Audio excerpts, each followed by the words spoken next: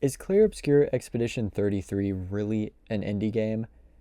After it won Best Debut Indie Game at the Game Awards, I started researching its development a little bit, but before we can answer that question, we first have to ask ourselves what an indie game is and look at some other indie games to compare it to. So first we're going to look at what is an indie game. If you look up the definition of indie game, you will get varying answers. This Reddit post here has a reply that says, "To me, an indie game is a game developed by an individual or a small group of people with little to no budget."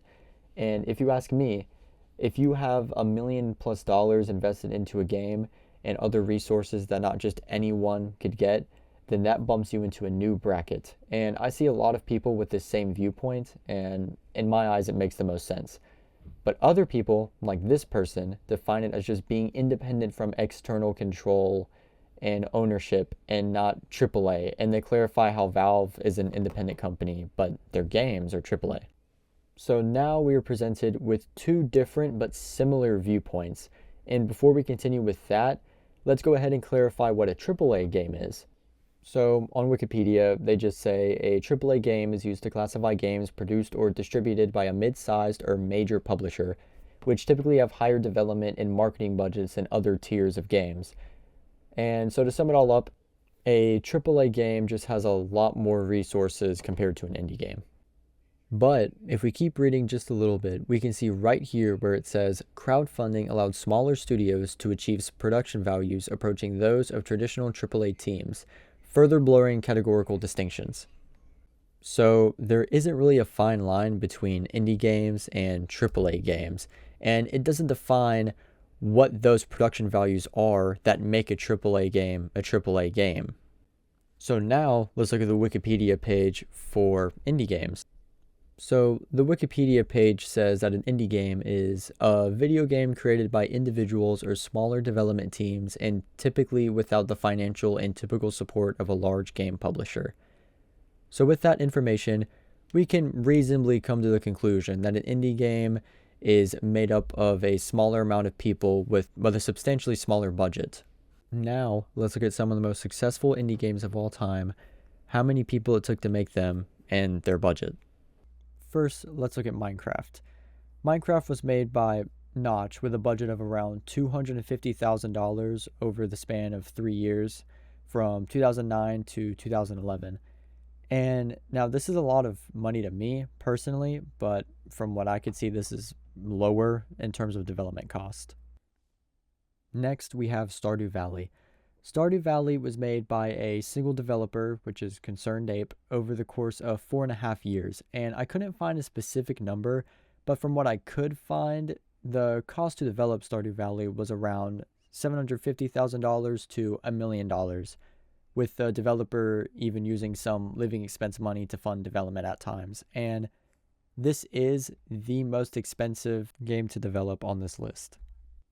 Now we have Undertale, which was made by Toby Fox and was funded by a Kickstarter, which raised $50,000. The last game I want to talk about is Five Nights at Freddy's, and I couldn't find concrete numbers, but under this Steam FNAF 4 forum, somebody posted a rough calculation of how much it would have costed to make Five Nights at Freddy's. So with ClickTeam Fusion, mobile port, sound costs, and other unknown costs, it comes out at roughly $800, but we can assume it's probably greater than that. And of course, Five Nights at Freddy's was made by only one person, with that one person being Scott Cawthon.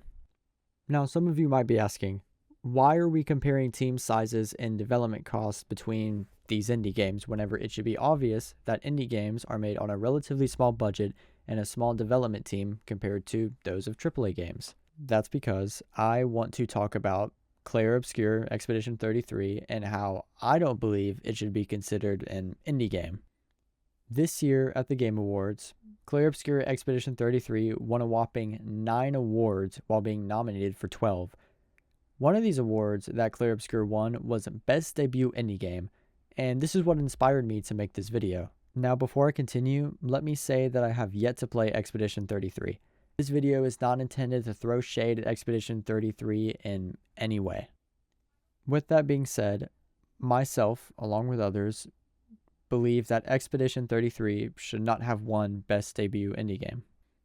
So let's talk about why it doesn't fit into the indie game category and how it's different from these other indie games that I mentioned previously. First off, let's look at the developers. Expedition 33 was made by Sandfall Interactive, which is a team of about 30 people. Already we can see that this is a lot more people than the developers of all the games I mentioned previously combined.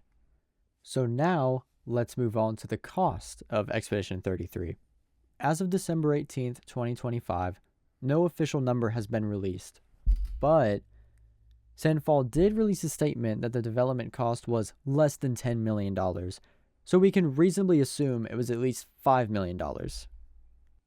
Either way, that is a lot of money, especially for an indie game. So where do they get all this money from? According to this Kotaku article, most of the funding came from their publisher, and they also got a grant of $50,000 from Epic Games for using Unreal Engine 5. Oh, and do you remember earlier, whenever I said that there was about 30 people on Sandfall's team? Would you believe me if I said there was even more people than that worked on the game? If we look at this GameSpot interview, it tells us that Sandfall used outsourcing for battle animations and localization and marketing. And none of these other indie games I previously mentioned used outsourcing, had teams of 30 plus people, and $10 million budgets. So why is Expedition 33 considered an indie game? Maybe it's because there is no concrete definition for what makes an indie game an indie game. All that I could find were gray areas such as small development teams and typically without financial and technical assistance from a large game publisher. There is no set number for when a development team is no longer small. There is no fine line for how much assistance a large game publisher can give you until you're considered non-indie. All of these gray areas are what make Expedition 33 an indie game. With that being said, I hope you guys like and subscribe and have a good day or night wherever you live. Bye-bye.